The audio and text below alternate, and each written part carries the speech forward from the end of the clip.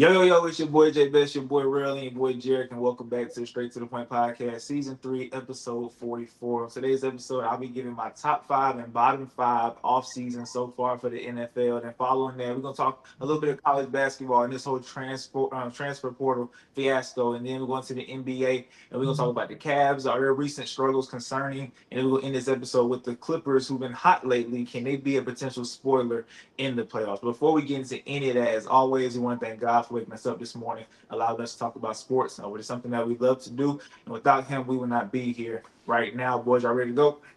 Yes, sir. Let's go. All right, as always, let's start this thing off with our CJ Stroud jersey giveaway. Don't forget, season 3, episode 41. Go comment on that video. March is almost over with, and then we're going to end up doing the drawing for the jerseys. Just go comment on that video on episode 41. There's some kind of glitch going on YouTube right now, my subscribers. I'm going to reach out to YouTube, try to figure it out. So as of right now, just comment on episode 41, and you'll enter the drawing. Originally, we said to get to 400 subscribers. I was at 318. Now I'm at 239. I don't know what's happening, but just go comment on episode 41, and you'll have a chance to win the CJ Stroud jersey right behind me.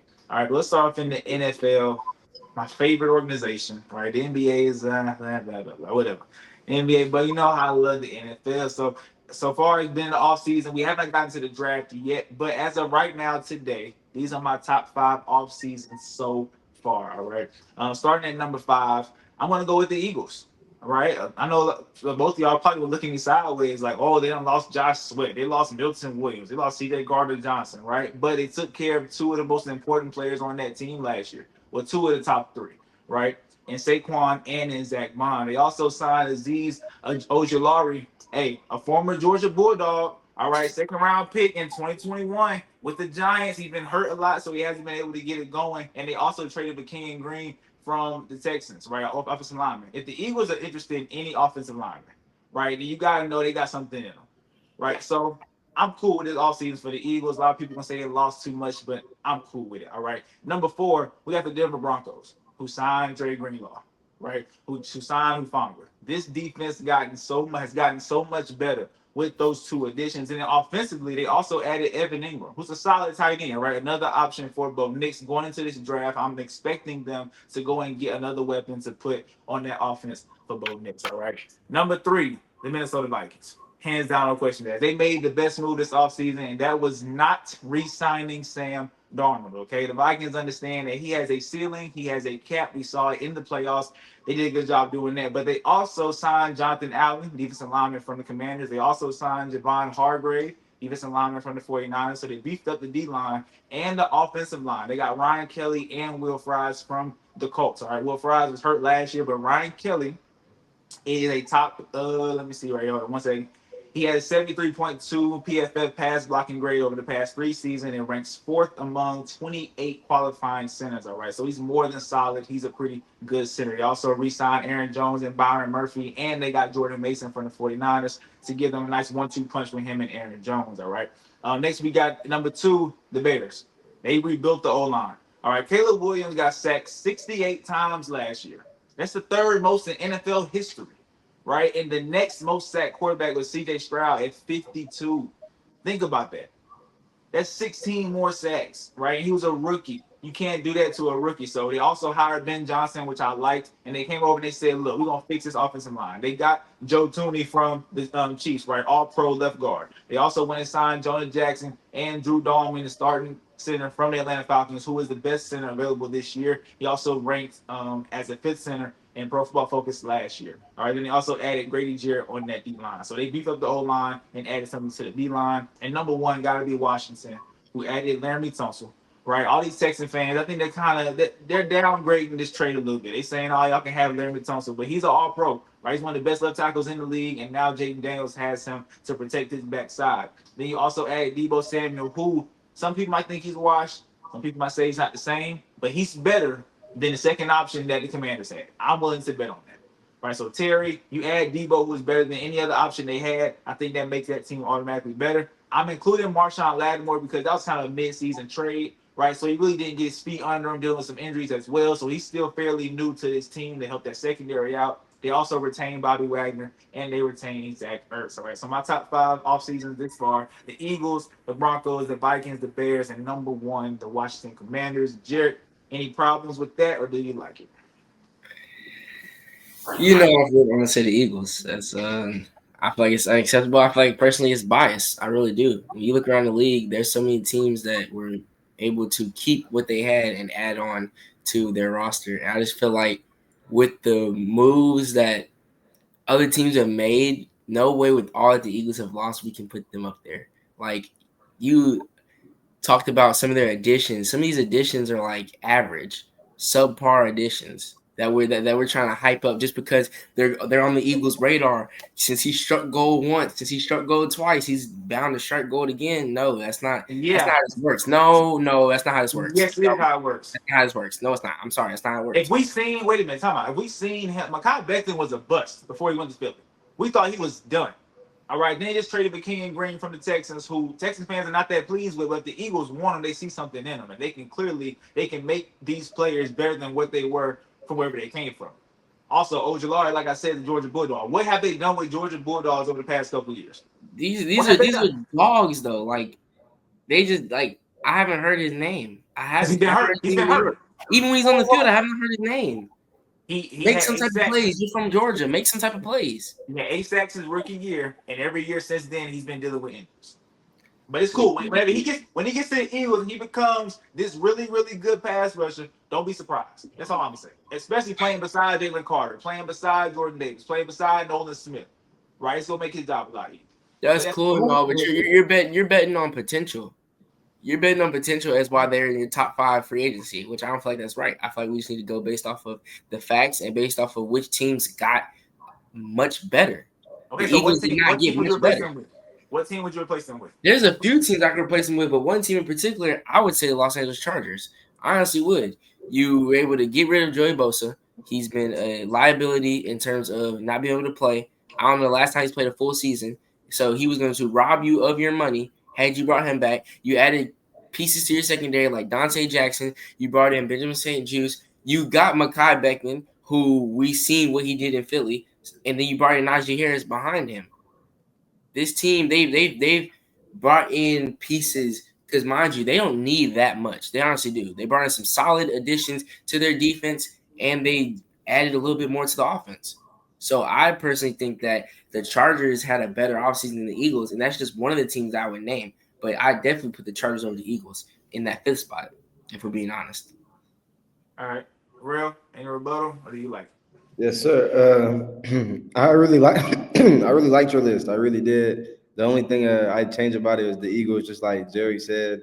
And I'm gonna be, I'm gonna get a lot of hate when I say this, but I'm gonna insert the Bengals right there at five. I think they had a really good offseason. I think they had an offseason that a lot of people didn't think they could have. But a lot of people thought T. Higgins was going to be a New England Patriot this year. A lot of people thought that, and as we all know, T. Higgins is a really good player. He could go to teams and change. He could change teams around and make offenses great offenses. So them re-signing him, keeping Jamar Chase too, and then I heard yesterday they were trying to re-sign Trey Hendrickson. So we all thought he was gone. The leading sack leader, we all thought he was gone. They're going to be retaining him another year, and I'm not ready to give up on the Bengals. I truly feel like this is still a Super Bowl team with Joe Burrow at quarterback. This is an MVP type of quarterback. He's one of the best players in the whole entire league. And I think if him and Jamar Chase had a whole offseason together, I think they would have started off firing way better than that. And I think if him and T. Higgins had a whole offseason together, they would have been way better than that. And this year they will. So I'm gonna go with the Bengals at five. Then another thing I'm gonna change is like you said, the Vikings, Bears, and Commanders, they're committing to their rookie quarterback. They're saying, hey, we have a rookie quarterback. We're going to go and put all these pieces around him to make him better now so we can win now. But you said the Commanders had the best move. Me personally, I think the Vikings made the best move just because they're flooding their team with pieces everywhere. Now their team's going to be flooded with all types of good players. I don't mind that at all. All right, so we good with that. We move on to the next one. Yeah. I mean, the Bengals. I'm not a fan of that pick, but I can see why. I can see why. I mean, to me, that and your Eagles is hand in hand, if we're being completely honest. But another team I think we're sleeping on is the New England Patriots. I honestly do. They had the most cap and they used it in places that they need to. I mean, today they signed Stephon Diggs. A lot of people think they overpaid him, especially for the injury he's coming off of. But I think that it's still Stephon Diggs. I feel like personally he's still a good receiver in this league when he is healthy. And if he can come back being the same player, he can be a top 10 receiver when he's the number one option. So now you're helping out your rookie quarterback, Drake May, like we said, these other franchises have done for their team. And then you bring in people like Milton Williams, Carlton Davis to put on the other side of Christian Gonzalez, Harold Landry, the third, Robert Spillane. I like what I've seen from the New England Patriots. They definitely had I would put that in the honorable mention for top 5 off seasons this year so far. Yeah, that's cool. That's cool. All right, we're And gonna Jerry, move who on did you to say was the best? Who did you say was the best offseason pickup? The best, I agree with him with the Commanders. I Okay, do. all right. all right. So now it's the top five. That's the bottom five. And real, it's funny because you brought the Bengals. Bengals are number five in my bottom five. All right. And when I say, and look, but just to reinforce this, when I say five, I mean like, for example, like I said, Washington was number one, and then the Eagles number five. So going down, we went to 32. I think that the Bengals would be 27, right? And then the next team. So the number one team has the worst offseason, but they're bottom five. And this is why, because you did bring back Jamar Chase. You did bring back T. Higgins. I got it. Joe Burrow just came off of one of his best years, probably his best year. Jamar Chase came off his best year, right? The offense was not the problem. To me, it was the defense. And I feel like defensively, they have not made any moves, all right? The defense last year was 25th in opponents' points per game. It was 25th in opponents' yards per game. They were 29th in the league in red zone efficiency, right? So they was giving up points, giving up yards, and then they also couldn't really get a pass rush outside of Trey Hendrickson, right? They had Sam Hubbard, but Sam Hubbard retired, right? And Trey Hendrickson, they still haven't signed him yet. We don't know what's going to happen with him. And it's really because you committed all that money into T. Higgins and Jamar Chase. I don't think it's possible for you to get Trey Hendrickson unless he takes this big old pay cut, right? So I think, and also the offensive line, Joe Burrow was a top five most sacked quarterback last year. I haven't heard any offensive line moves, right? So yes, you did make sure you kept T. Higgins and Jamar Chase, which is important. But I saw them two last year tear the league up, and y'all still missed the playoffs because of the defense. It wasn't the offense fault; it was the defense. And then offensively, the offensive line struggled. I haven't seen moves to address those two situations, the defense and the O line, which is why I think they are bottom five. All right, but number four, I got the Raiders. All right, you did sign Jeremy Cheney, Landon Roberts, Eric Stokes. Right, these are pretty average players, right? That can help the team. These three players can help teams. All right, but then you also traded for Geno Smith, right? Like that to me, if you're the Raiders, you did a great job hiring Pete Carroll, right? You bring Pete Carroll in, let him establish a culture, right? A winning culture. Then by the time he do about 3 years, he's old. So I think about 2 years, he'll be gone. He established that culture. Somebody under him, make them the head coach. Then he should be able to start contending and start winning some games, right? That's the direction I thought they was going to go in. But then you went and got Geno Smith for what? Like that, like to me, it just doesn't make sense. All right. And then you also re-signed Max Crosby. I believe the Raiders should have got rid of Max Crosby. I do. And this is just because we're not winning nothing no time soon. Let's do the full rebuild now. Right? I believe they could have got rid of Max Crosby. I think keeping them hurt them more than it would help them in the next couple of years. All right. Number three, the Browns. Almost in the same situation. Right? You went and traded for Kenny Pickett. Right? What are you telling me? Are you telling me he's gonna be starting? Is that what you're trying to tell me? Because that doesn't make sense to me, right? Unless you're going to draft a quarterback high. And then they also re-signed Myles Garrett. Another move that I don't think they should have done. I think they should have traded him, get those first round picks because he's worth first round picks. So you would have got a good haul from Myles Garrett. So I think these two teams they really missed because they could have just rebuilt now, blow it all up, start over and get your quarterback this year and then move on. But you can't do that whenever one got Geno Smith, one got Kenny Pickett. And like I said, you could have gotten Myles Garrett out of there, got another first round pick, but you didn't. So I think those are the bottom three. Number two, I got the 49ers. They lost 9 starters, y'all. They lost too much. And this is not really their fault. This is just, hey, we put all our chips in the middle of the table and things just didn't go the way we wanted to, right? You lost in overtime to Patrick Mahomes. There's no shame in that, right? But when you go all in, you want to get a ring out of it, and unfortunately, they couldn't get a ring out of it. All right, and now the money starting to kill them. They had to let guys go, very important pieces go. So I think that this is definitely a bottom two offseason for the 49ers. And number one, the worst offseason this year is the Seattle Seahawks. Okay, don't pee on me and tell me it's raining. All right, don't cut Tyler Lockett. Don't trade DK Metcalf, and don't trade Geno Smith and tell me that you about to rebuild. That's what I thought. Right? It made sense, right? Get rid of these guys, let's rebuild, and then go sign Sam Darnold. Like that to me, things are not adding up. Once again, if you gonna rebuild. Just go all in because you're not going to win. Like to me, Sam Darnold should be viewed as a bridge quarterback or worse. Right? Some people that's higher on Sam Darnold will say he's a bridge. I don't think he's a bridge. I don't think he's a starting quarterback in this league. Right? But last year he showed he has bridge capabilities. The Seahawks are not gonna win nothing. Bridge quarterbacks are the teams that can win. For example, the Pittsburgh Steelers. Right? We got a bridge quarterback these past couple of years because we still can contend. We still can compete with the best teams. Right? We're not gonna get to a Super Bowl, but we're gonna get to the playoffs. The Seahawks are not going to the playoffs. So getting Sam Darnold to me didn't make no sense. So go ahead, blow it all up, find your new quarterback sooner rather than later. All right. And then you also got Cooper Kupp, right, who's older, dealing with injury issues. What'd you sign him for? Like to me, it doesn't make sense. I think that the Seahawks, Browns, and Raiders should have just blew it all up and said we're gonna start over. Right? No penalty to Mike McDonald, head coach for the Seahawks. No penalty to Kevin Stefanski for the Browns, and no penalty to Pete Carroll. Right? We're rebuilding. We're not gonna fire you. We're just gonna see what you can do over these next couple of years. Those are my worst 5 off seasons thus far. Jarek, any comments? I don't. Your list isn't. It's pretty good, but I just don't. I think personally that the 49ers had a worse offseason than the Seahawks. I personally do. I know how much you view Sam Darnold in a negative light, and the fact that you thought they were going to rebuild, but they didn't, and they brought in Sam Darnold and Cooper Kupp. But the Raiders, I can't really agree with what you said. You brought in Pete Carroll. He needs somebody he's familiar with.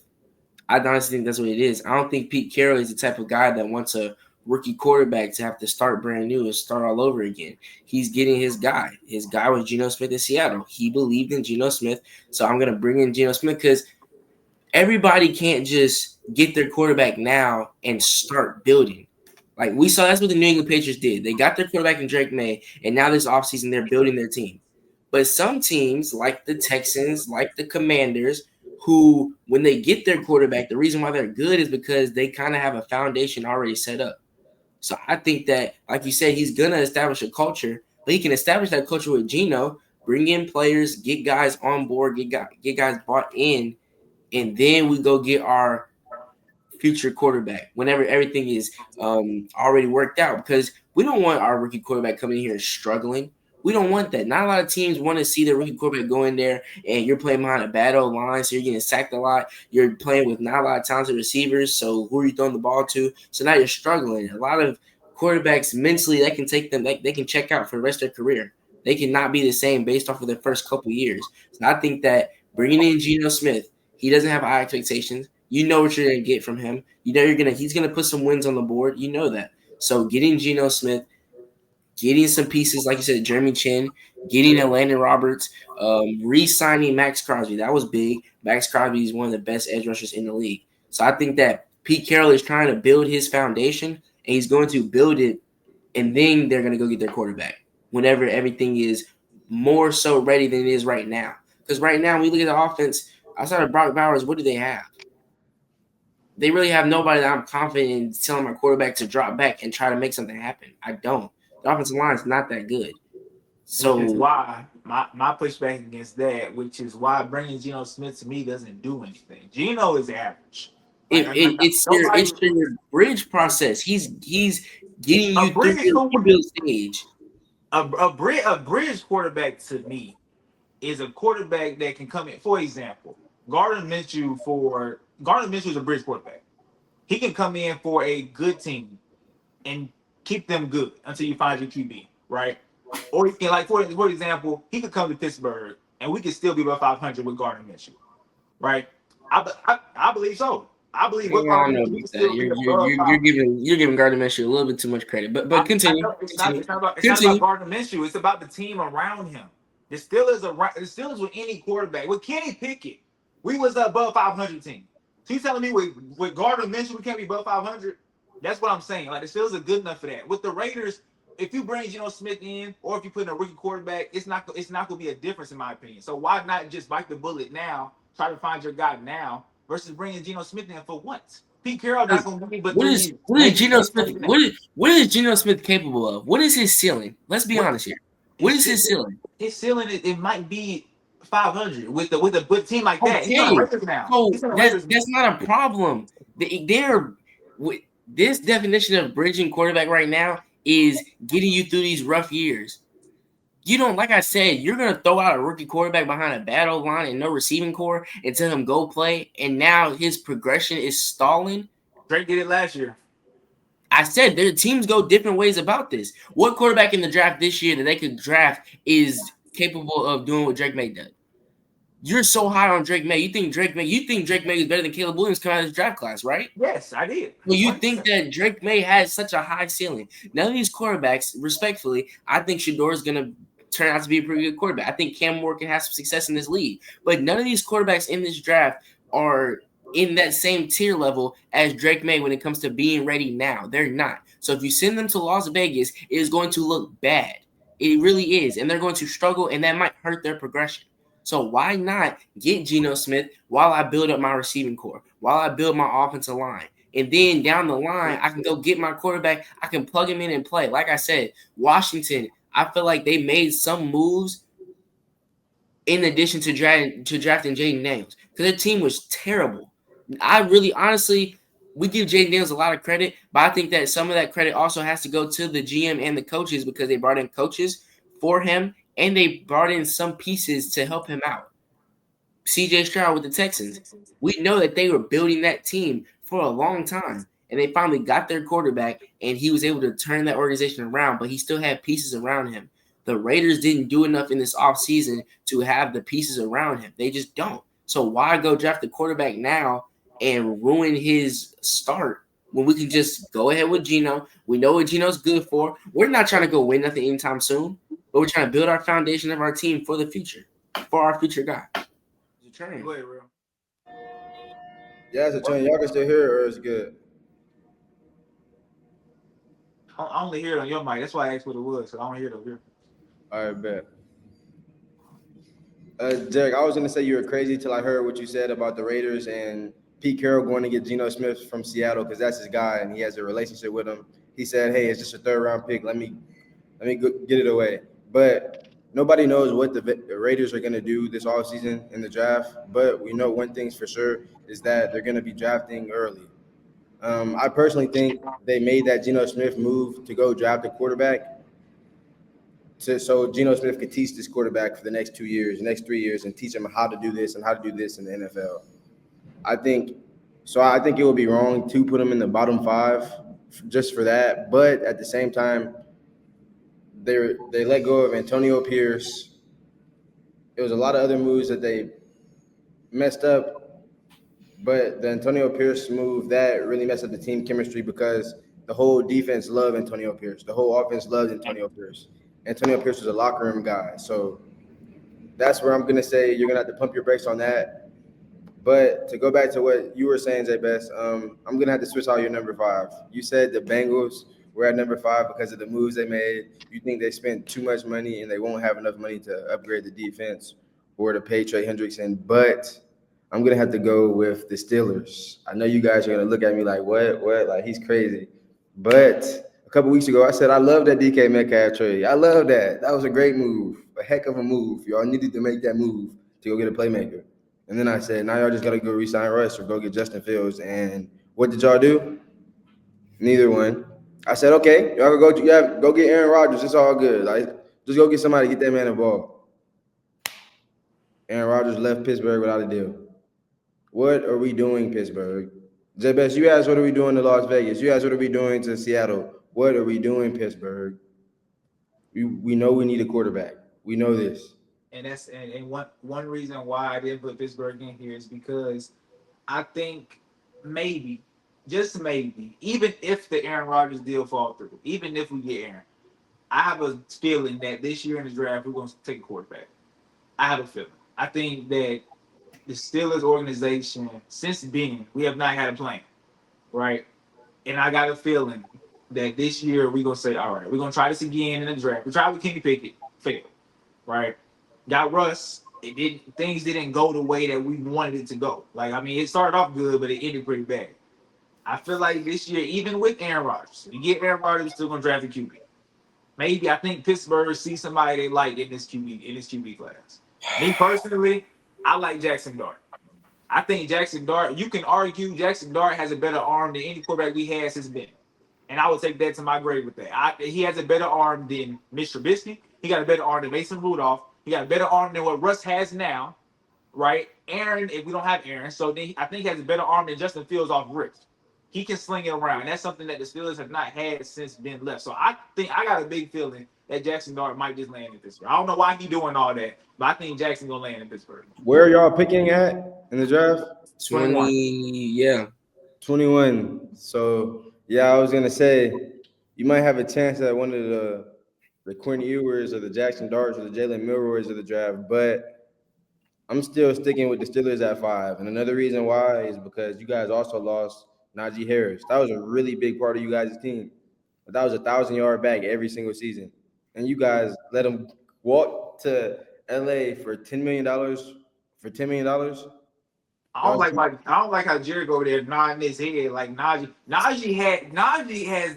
It's funny because we talk about he had consecutive 1,000-yard seasons, right? Those were the quietest 1,000-yard seasons that I've ever witnessed from a running back. It's consistency. Hey, the best availability. I mean, The best ability, but you're right. It's availability. You're right. He was Yes, available. reliable back. 100%. Don't go down. Don't get injured. Can take the punishment. Can take the bruising. Can take all of that. That's what you gave up. Haven't you been saying this whole entire time that you like where our offensive line is with Broderick going back to his original position, with us having built that stable with the rookies that we have? Didn't you say that? Did you say our offensive line is going to get better? Yeah. So why not keep Najee Harris behind that better offensive line? Why not? Tell But instead, you lost Najee Harris and you haven't replaced him. Right now, you're running backs Jalen Warren and Kenny Gainwell. What is wrong? That doesn't strike any fear in me. I'm sorry. Jalen Warren, we only seen Jalen Warren as a basically a duo. We haven't seen Jalen Warren have the whole load. He probably can do it. But can he take the whole load? Can he? Yes.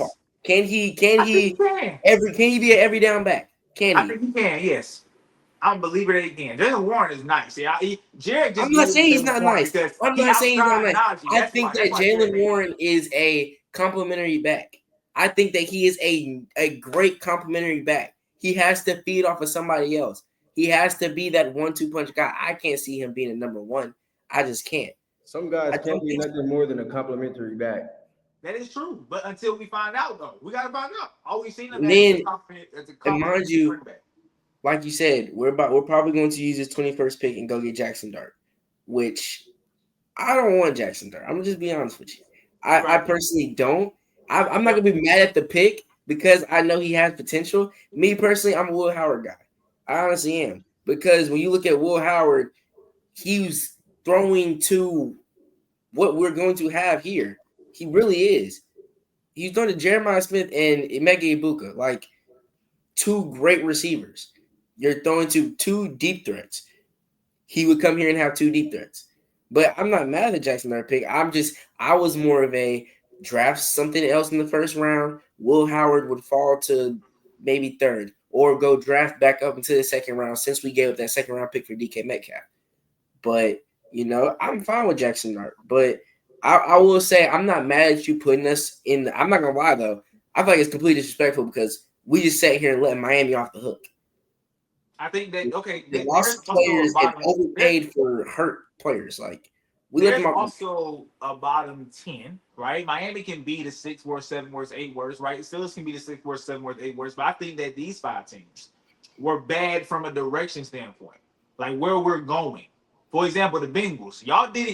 All y'all did was bring back what y'all had in terms of the firepower on offense. But the firepower offense wasn't the problem. We saw y'all lose in shootouts last year. The offense was not the problem. It was Joe Burrow getting sacked, and it was the defense. And y'all have not addressed either one of those. For example, the Raiders. Y'all talk about Geno Smith dealing with Pete Carroll. I feel like that's wasted motion.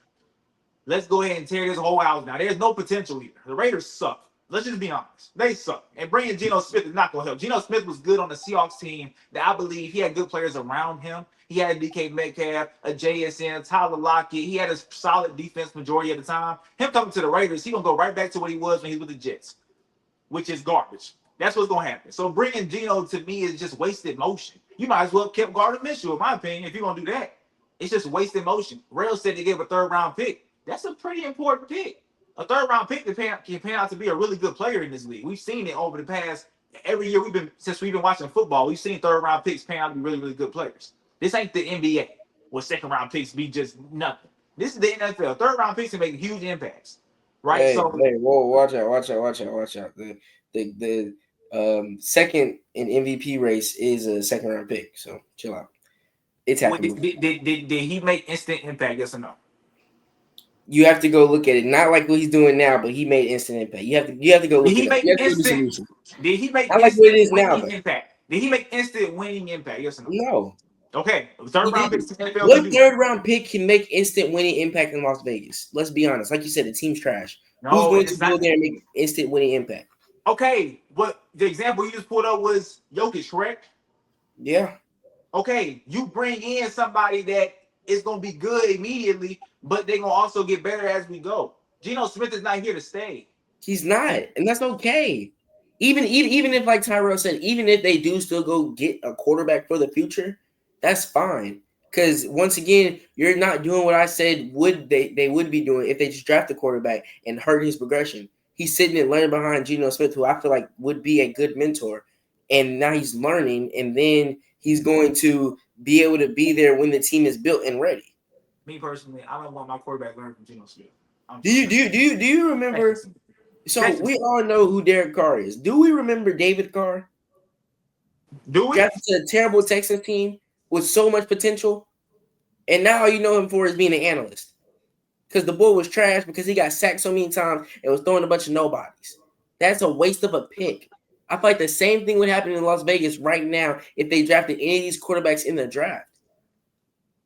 I do not think so. But once again, what's the difference? Who can go there right now and be productive? Who can go there right now and have a season where it's like growing pains, but they'll get through it? Who?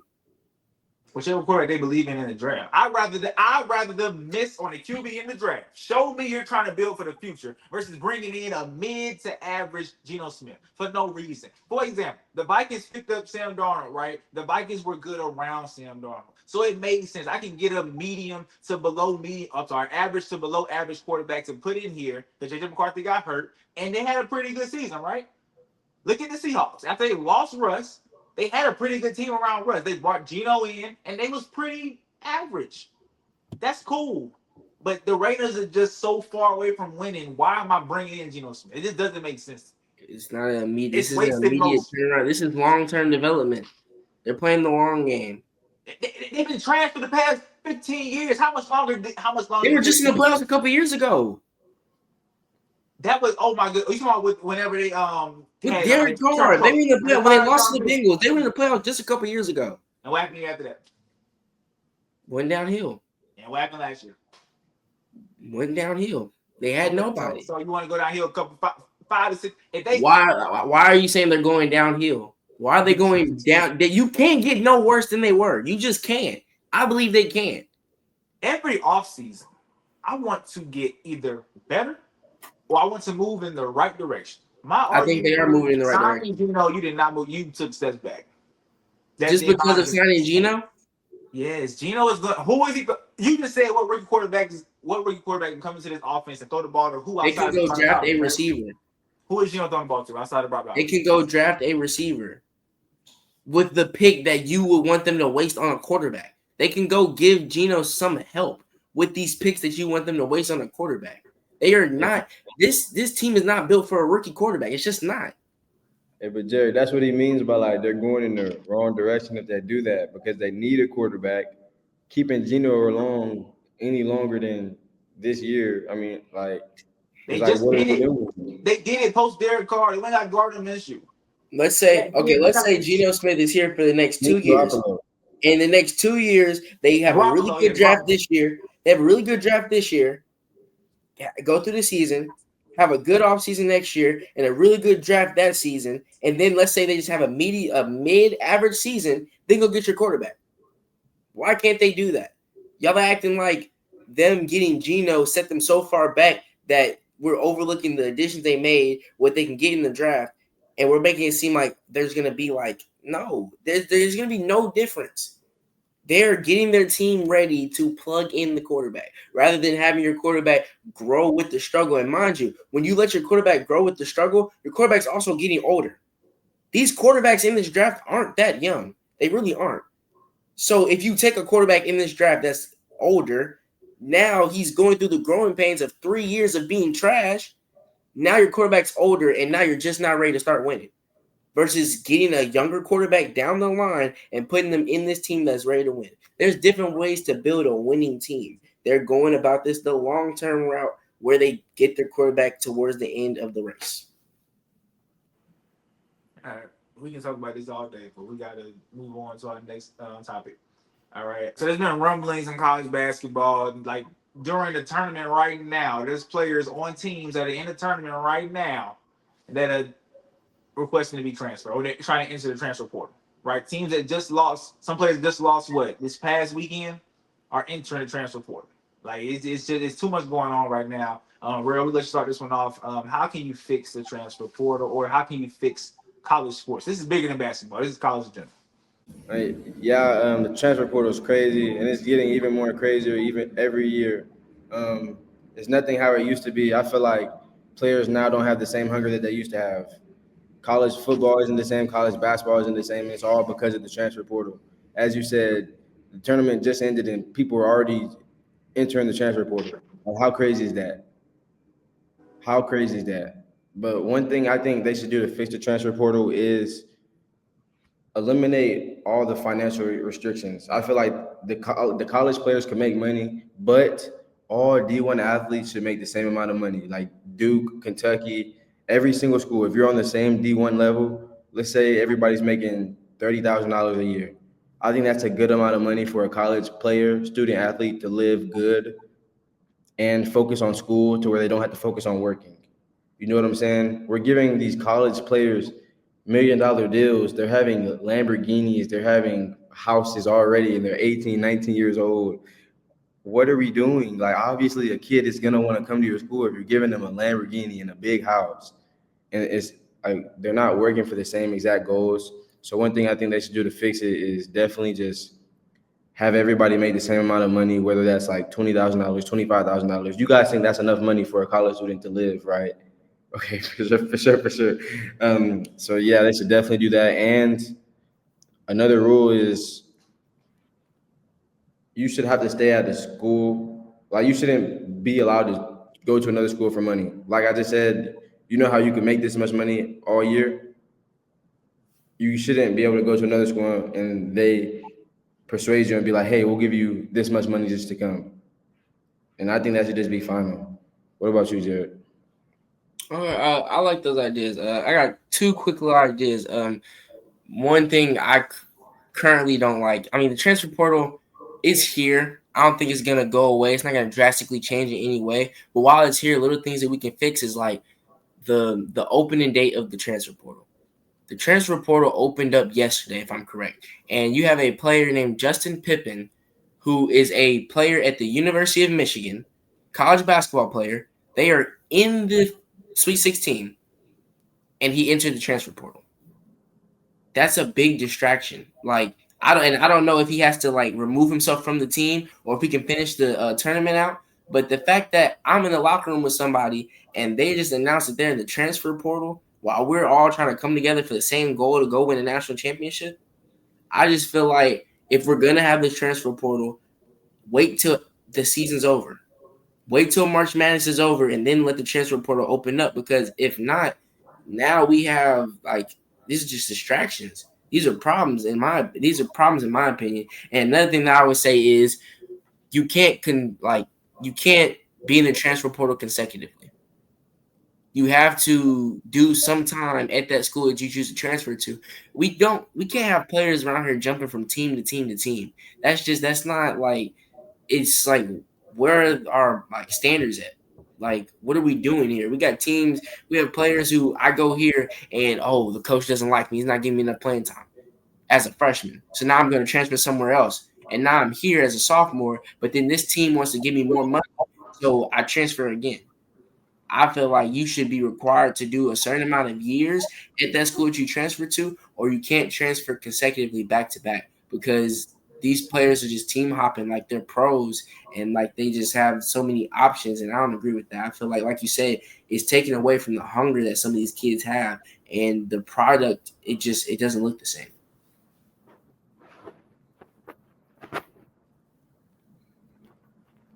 All right. I think that the transfer portal, because people have been transferring for a long time, right? But the transfer portal just made it easier, right? It kind of lessened the restrictions and allowed people to just go to whatever school they want to go to. And also, NIL stuff, I never agreed with that. Like I know that I understand the argument. Like these college players, they bring in so much viewings, right? So many ratings, right? Why the coaches getting paid big bucks, players ain't getting nothing. I get the argument, but you've ruined college sports. Like now, it's almost like y'all turn college basketball to the NBA. That's basically what y'all have done. And what it originally was with college football and college basketball, well, I think we can all three of us can agree that at some point in time in our lives, we said college sports is giving professional sports a run for their money, like in terms of entertainment, in terms of enjoying it, right? Because like Real said, these are kids that are hungry, right? These are kids that, hey, I gotta bust my butt for these 4 years to have a chance to go to the NFL, so I can get that bag, right? Now it's you give them the bag in college, it's not the same intensity, it's not the same hunger, right? Because you just give them the money early. Like all they gotta do is do good in high school, and they set for life almost, right? So it's not that hunger to try and get to the NBA. That's how NIL's ruined it. And then transfer portal, it's just there's no loyalty no more, right? As soon as something goes left, I'm out. I'm bouncing. Right? What happened to fighting through adversity? What happened to okay, coach don't like me, I'm gonna make him like me. Right? What happened to work ethic? Right? I'm gonna work hard now. Right? Coach don't want to put me on the court. I'm gonna make him want to put me on the court. What happens to all that? Things you had to do in high school, right? And now you get to college, you get to a team. Hey, I'm playing for Jerry's team. Jerry don't play me. Bye. I'm going to real team. I get the real team. Real team won't play me. Bye. I'm going to whatever. Like it's not the same. College was. I'm playing for the school on my jersey, right? I'm playing for these colors. I'm playing hard for this team right here. Now you playing for the bag in college. So that's why I think people fought for the NIL stuff. I was against it because you're just ruining the landscape of college sports. Same with transfer portal. You've made it to where, like Jerry said, you can bounce, or you can play your 4 years in college. You can play a different team every year. How does that sound? That sounds crazy. Like it's just not right. But you want to know where some of these problems have started in terms of loyalty? Like you said, you take it back to high school. That's the start of the problem. Some kids in high school they can't fight through adversity, and so as soon as the coach they don't like a coach or something, they transfer high schools. They transfer high school too. The Yeah. amount of kids I see transferring high schools, it's actually crazy. Like honestly, like kids going out of state and all these different types of things when like all your opportunities could still be at that same high school. Like it makes you work harder, but these kids, like you said, taking the easy road out. Shots And fired. that it's not no, it's not shots. It's not shots Shots because fired. some players when they transfer, it's understandable. But I'm talking like kids who like you think I'm taking shots. I'm not talking about the kids who they're really nice, so we're gonna go to a prep school. I'm not talking about those kids. I'm talking about the kids who you're on the JV team and you're riding the bench, so you go and transfer because you think the coach is out to get you. Those are the players I'm talking about. Those are things where they have no ability to fight through adversity. But even with those players, even you said in the beginning of your when you started talking, you said players that lead a schools when they still got the same amount of opportunities where they at, right? Exactly. So even like you said, you said it, then you try to take it back. No, I No, agree. no, no, no, no, no, I no, agree. no, no, I no, agree no. with you. Players that are really, really good in high school, I do not think that you have to go to a prep school. I do You not don't think. have to. No, you don't. I You think don't have staying to. at, I think staying at that public school go help you even more because you're playing with players. We playing with people around you. It's not that good, so you got to add more to your game. You got to add more to your bag. Right now, when teams, because if you go against a team in high school and they got one really good player, that coach gonna be locked in on that one player, right? Now it's gonna open up my facilitating, right? I'll be able to facilitate now. Now, if I'm a coach and I got a really good player with a bunch of average players around them, I'm gonna teach those players how to cut, how to go open for a 3-pointer, and that's gonna teach that player how to facilitate. So I think you can get the same needs, the same everything you need at a public school, same as a prep school. You definitely can. Look at Gilbert Arenas' son. He literally said he was not going to. Matt Barnes tried to get him to pair up with his two sons on their high school team. He said he's not moving his son, and his son, like, people say his teammates are terrible, and he's just out there. He's averaging like 30 points. He's having to do it all. He's having to guard the best player, be the best player, and he's actually pretty nice. So like you said, it's just, I think it's starting at a young level. Even AAU, the same thing. Kids don't like the way the coaches are. They don't like their playing time situation. Instead of getting better, they want to go to a different AAU team.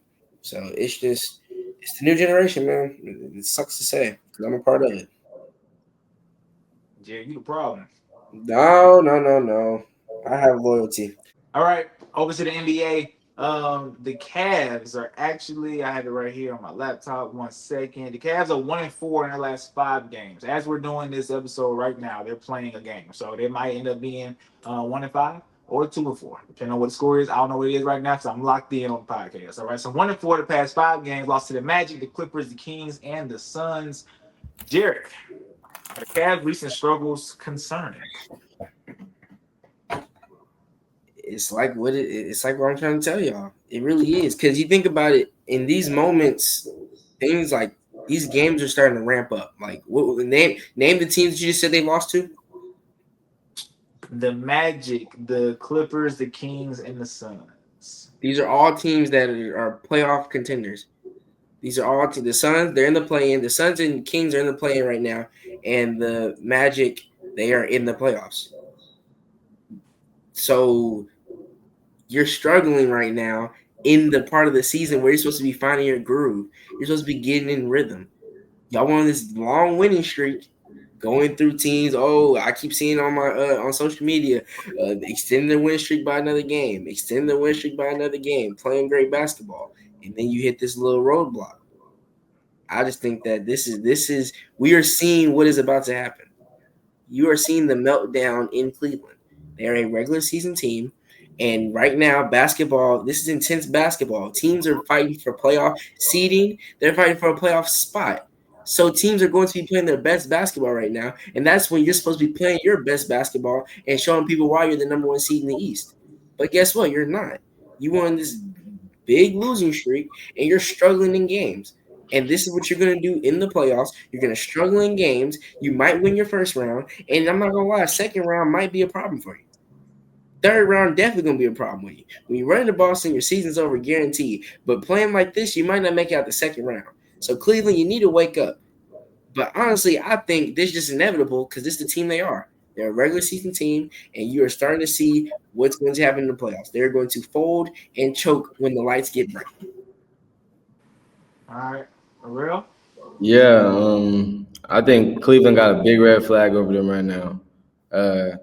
Like Jerry said, it's playoff time. Everybody's ramping up. Everybody's trying to get their playoff seeding right. Everybody's trying to see how the playoff basketball is going to look. So everybody's playing hard. Everybody's really game planning now. I feel like the first 50 to 60 games of the season, everybody's just going out there, putting their best guys out there, trying to go win. They're just going out there to hoop. Now teams are starting to game plan. Teams are starting to really look up and down on teams. And teams have Cleveland scouted. They have Cleveland game plan for it. I'm not saying Cleveland can't still be that dominant team and still go to the conference finals, but I'm saying I think teams have Cleveland number. I think teams are trying to finally figure out how to beat Cleveland, and they see it. And like Jerry said, Cleveland better wake up, and they better wake up fast. Playoff time is only a month away. It's less than a month away. So, Okay. TikTok. Let's pump the brakes just a little bit, guys, because although they on this little losing streak, they're still the number one seed in the Eastern Conference with the Boston Celtics. They got to mean something. right? And then this is why this is exactly this just everything works out in my favor because this comes right back to my whole stance against how long the NBA season is because to me I'm not going to let these 5 games right take away the way I felt about them for the past 60 something games. Right, like it's too much time to where you can afford to have a little bad spell, a little bad stretch, especially when you're taking care of business early. Now I see what y'all are saying, right? Ironically, we get close to the playoffs and they start to look a little worse, a little worse. But I don't think that is the case. I think that's just a little bad 5 game stretch. That's all it is. And with an 82 game season, you can afford a 5 game bad stretch. That's pointless. This is why I argue that it's too long. And also, with that being said, I think we also tend to overreact to a little losing streak here and there. Right? It's going to happen. There's 82 games. Right? It's going to happen. So, no, I don't think it's just concerning. And another reason why, because I don't think there's nobody in this conference that can mess with them outside of the Boston Celtics. Which is why they're going to walk to the finals. Just like the Celtics are going to walk to the finals. To the conference finals, I'm sorry. So, that's another reason why I'm not worried about it. Also, today, breaking news, Dame Lillard out indefinitely. I don't know how long he's going to be out. I might be rest of the season. But with him off Milwaukee, they definitely don't have a chance now, right? And then you're looking at the Knicks. I'm not worried about the Knicks. The Pacers, definitely not worried about Pascal Siakam. That's y'all guy. I'm not worried about him. All right. 40-90, chill. Then stop it. The Pistons, not worried about them. It's a cute story, right? To make the playoffs, not worried about them. And everybody in the play-in, the Cavs can sweep. The Hawks, the Magic. I'm sorry. The Magic, they won't sweep the Magic. But they can sweep the Hawks, they can sweep the Bulls, and they can sweep the Heat because the Heat just don't have enough. Like I don't think it's concerning because I know where they're going to be. I think both of y'all know where they're going to be. Jerry, you talking about second round? Yeah, I do know where they're going to be. They're You going to don't be in believe that. Cancun. I know that. They will You be in don't believe that. Cancun. But you What? after Yes, the I conference do. finals. Now that you brought up the whole Damian Lillard situation, yes, because I'm not going to lie. If the Milwaukee Bucks had Damian Lillard in that second round, they were going to beat Cleveland. That I was going to stamp it. But if Damian Lillard is out, it changes things. Don't make that face. Cleveland is not that good. I'm trying to tell you. Darius Garland is going to melt down in the playoffs. Wait, watch it happen. It's happened before. The stripes on a zebra do not change. That is one of your favorite sayings. It's not going to change. He is going to have a subpar playoff performance. When it matters, he's not going to show up like he is right now. And like Tyrell always loves to say, he is a problem on defense. He's a liability. So guess where he's going to be come playoff time? Sitting on the bench, right next to the coach. Come on, next to me. No, it's not cool. Right, That's a big reason why you're having success in the regular season. That's not cool. That's not cool. Having an all-star guard on the bench during the playoffs, that's not cool. It's only cool. At He's all. not gonna be. He only gonna be on the bench in crunch time. If the game is close in crunch time, like I That's said, not a good look.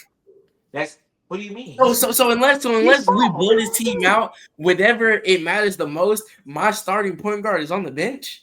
And I'm replacing him with DeAndre Hunter, who we all said was a great trade. So now you're taking away from offense. Now you're taking away from your offense.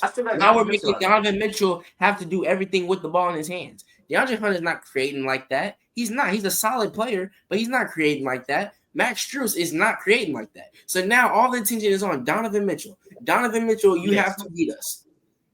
Yes. And you think he can beat the Celtics? And I see, I can't even bring. See, this once again why I hate the 82 game season. I can't even bring up the last time they played because you're gonna say I don't count. You don't. What you gonna say? We're starting to ramp up right now. Boston's starting to play Boston basketball right now. Now is when it matters.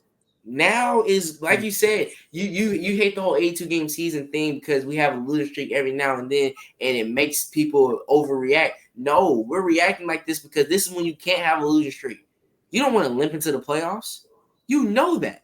You know that. No, this is different. Yes, it's the same exact thing. You cannot limp into the playoffs. No, it's not. You cannot limp into the playoffs regardless. In the NFL, you cannot limp into the playoffs because you're one and done.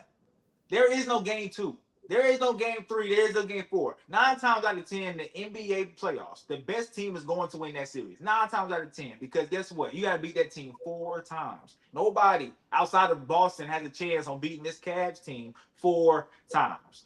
Now now you're sleeping on them a little bit too much. I think at first you was giving them a little credit. Now No, after this no, no. 5 game stretch, I told you. The only reason why they will be making it to the conference finals is because Damian Lillard is not playing. That is the only reason why.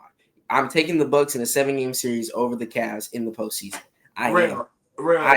if Dame did not get hurt, you taking the Bucks, you taking the Cavs the second round. I'm gonna take the Cavs. In what? Man, how many games? 6. Six. I agree with that. I don't know why Jerry acting all funny all of a sudden, thinking that because you Jerry even told me. I really don't like Giannis, but y'all are sleeping on the man. I'm No, sorry. hey, Giannis shuts down whenever he goes against 2 big men. Do your homework. Actually, I'm sleeping even more on Giannis. I watched that man play against the Thunder. Was it last week or before last? 2 weeks ago. 2 weeks ago, dude. Giannis, bro. I'm saying it. I don't care. He is the worst superstar in the league. I can't make this up. If you pack the paint, he is done. There's nothing he can do. He gonna try to. What do you think team's doing in the playoffs? What do you think team's doing in the playoffs? I know. I don't. He still gets his. 2 bigs. He still gets his. And that too. Real. The Thunder got 2 bigs. They got Chet and they had Hartenstein. That's why he really couldn't do nothing. So Cavs got 2 bigs too. He not gonna do nothing. Yeah, against the Cavs, he not gonna do nothing either. Like Giannis, bro. I promise y'all, he's still gonna get his this year. Yeah, I don't really like the man, but he's going to get his this year. He has no choice because Dame is out. He has no choice. Now he gotta go out there and try. Regardless, he's gonna get his. But it's cool though. Now you get to see what you want. You get to see the Cavs versus Celtics in the conference finals. 6 games. We was gonna see. I'm being generous, giving you 6. I'm being generous, giving you 6. I'm saying 6 because Jason Tatum just went down with a little minor ankle injury, so it's stopping the. You want to talk about limping into the playoffs? He is literally limping into the playoffs. No, it's not as serious as you think. He needed no boot, no crunches, no nothing. It's just a little limp out of the stadium. It's okay. He will be back. But the Celtics are good because the Finals MVP did not get. He had 9 points last night. Didn't I tell you that? Didn't I tell you that? He had 9 points last night. Your man had 9 points last night. We're trying to get ready to go win a championship. These games are getting serious, and you're nowhere to be found. You are nowhere to be found. You might as well be sitting there. You might as well put paper pressure in the game for him. 9 points. That's despicable. That's crazy. He was somewhere to be found in the finals. He was somewhere to be found in the NBA finals. That's why he got double hard. Don't do that. Don't start that argument. Don't start that argument. Led the team in every statistical category: points, rebounds, and assists, and didn't win Finals MVP. There's not another Finals MVP that would ever not get it. There's not another person that would not get it. Hey, real, isn't that crazy? In every single category. Hey, bro, isn't that crazy that you led in every stat you didn't get the Finals MVP? Yeah, it's crazy. But I mean, ain't nothing. No, that is inexcusable. That is wrong. Hey, one of your favorite. This is wrong. Yeah. It just so happened to happen with ridiculous. Just so happened to happen with Jason Tatum. All right, but let's go over to the Wild Wild West.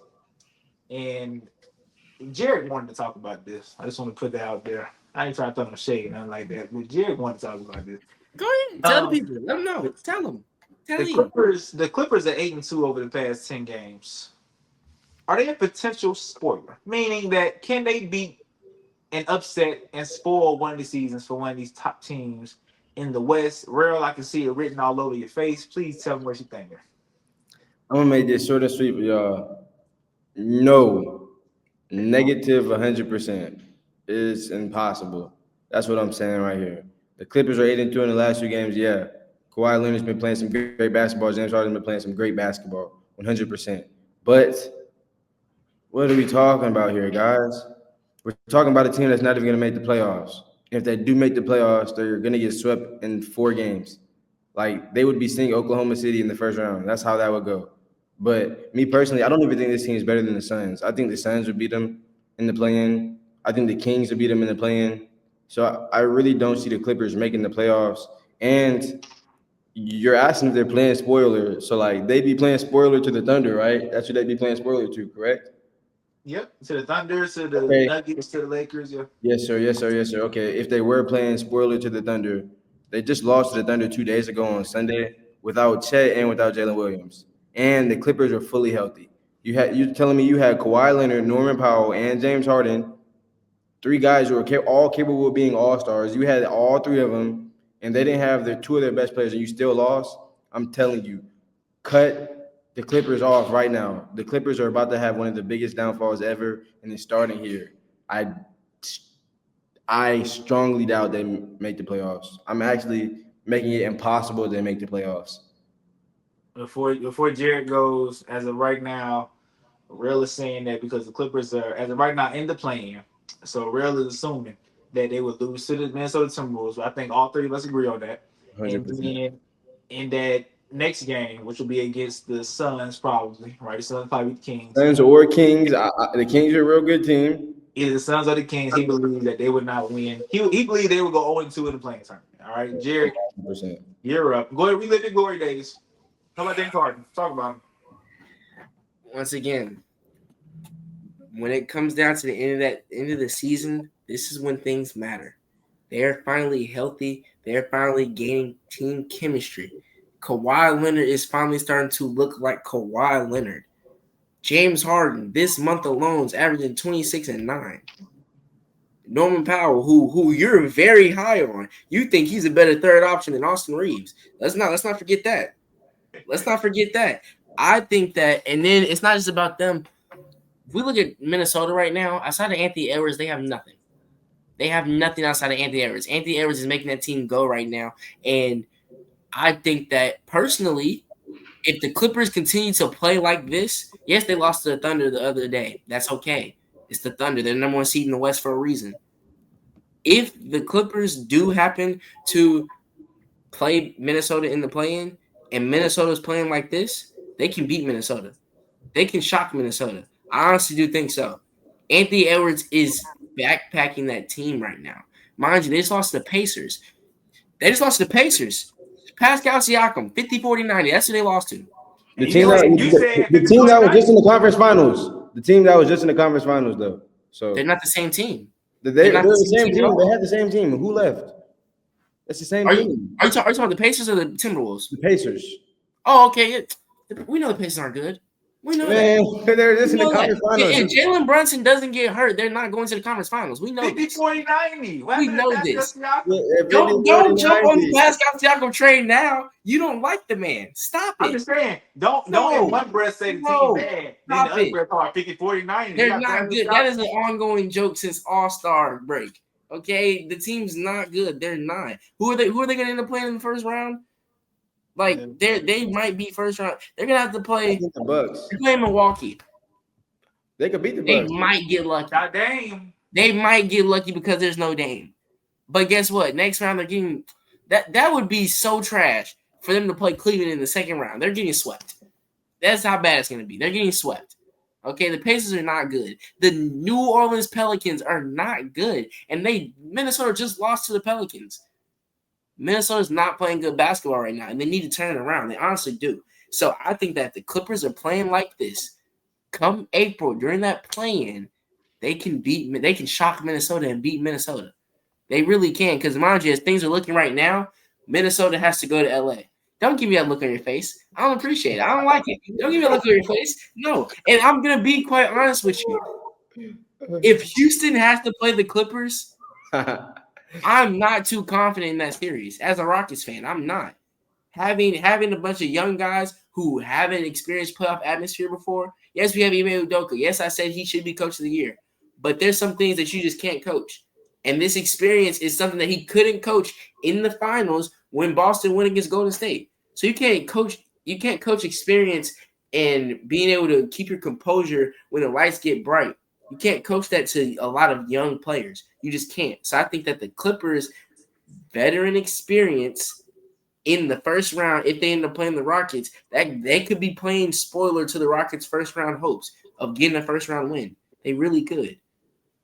They can make. I'm not saying they're gonna do nothing crazy. I don't think they'll beat the Thunder. I don't think they'll beat the Lakers or the Nuggets. I don't.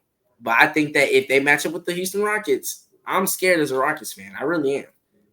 They've been playing good basketball. James Harden's been playing great basketball. He's showing us flashes of Houston James Harden. Kawhi Leonard's being Kawhi Leonard. Norman Powell is playing great. Zubac is giving great production. Look here, man.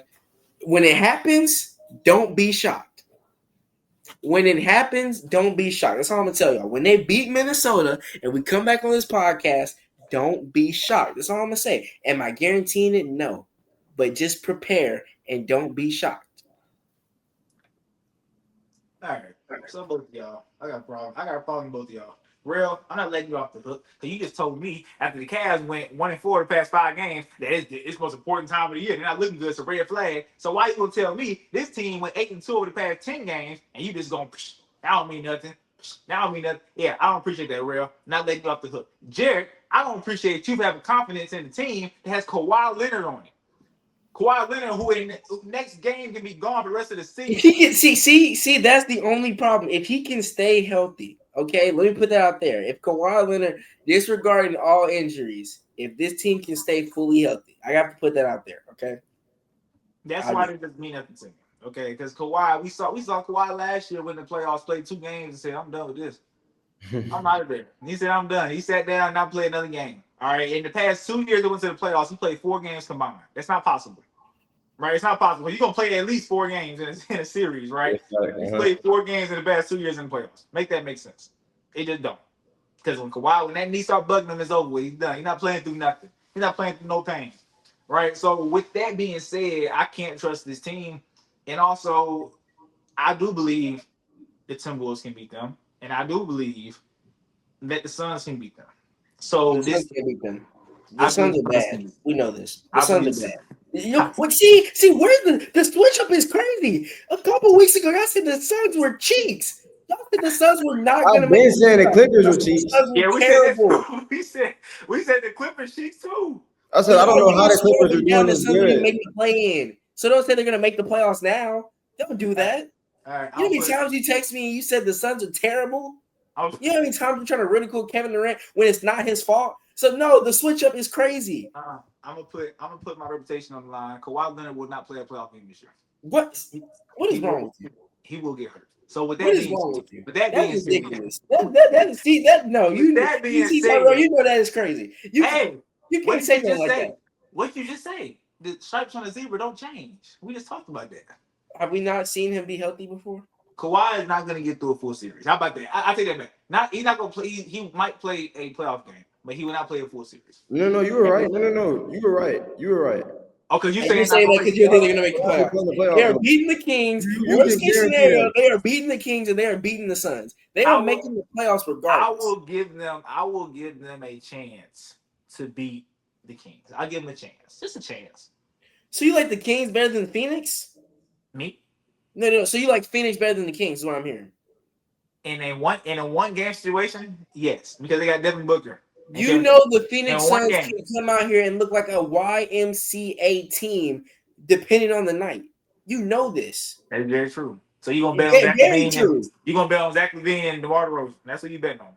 No, I'm betting on the Clippers to beat both of those teams. That's what I'm betting on. I think that the Suns will beat the Kings. And then I think that the Clippers, if they can't beat Minnesota, which, like I said, I'm not guaranteeing that they will. If they can't beat Minnesota, they will beat Phoenix. Kevin Durant is not going to the playoffs. Devin Booker is not going to the playoffs. Devin Booker, you better leave. Kevin Durant, I'll take you down here in Houston as long as it don't cost too much. Get ready for offseason. Cancun on 3. 1, 2, 3. Cancun on 3. Cancun on 3. You gonna end up like the Suns. Don't do that. Y'all built y'all little culture. Y'all got y'all little team together. Keep it together. Don't do. No, I said, as long as we don't give up anything, if we can give up Jabari Smith and a first-round pick, it's not going to. For Kevin Durant, that's not going to. Sign it away. Why not? He's old. He's old. The Suns might think Jabari Smith might be a piece they can use in their rebuild. They might think that for some odd reason. I'll give you Jabari Smith Jr. and Reed Shepherd and a first-round pick for Kevin Durant right now. Sign it away. Sign it away. Take it. Take the offer. If I'm getting rid of Devin Booker, then yes, I would do that. Because Houston, we don't need Kevin Durant to be an every night guy. I need you to show up in the big moments. That's all I need. Show up in the big moments. When you need to be Kevin Durant, be Kevin Durant. Other than that, you don't have to every night. You don't got to go out there and drop. You don't have to be averaging 26, 27 points on our team. You don't. You're fine. In the playoffs, when I need you, start hooping.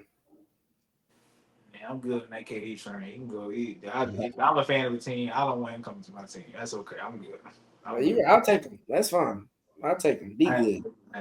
But that is it from the Straight to the Point podcast today, y'all. You can check us out next week on the next episode of Straight to the Point podcast. Also, please go check out Tyrell's stream on Twitch. And what is it? Young Real Streams, right? Yes, sir. You got it right there at the bottom. Young Yes, sir. Real Streams. All right. Check me out on Instagram, Facebook, and TikTok. And like I said, check us out next week for the next episode of Straight to the Point podcast. Your boy Jay Bess, Jared, and Real. Y'all stay blessed. We out.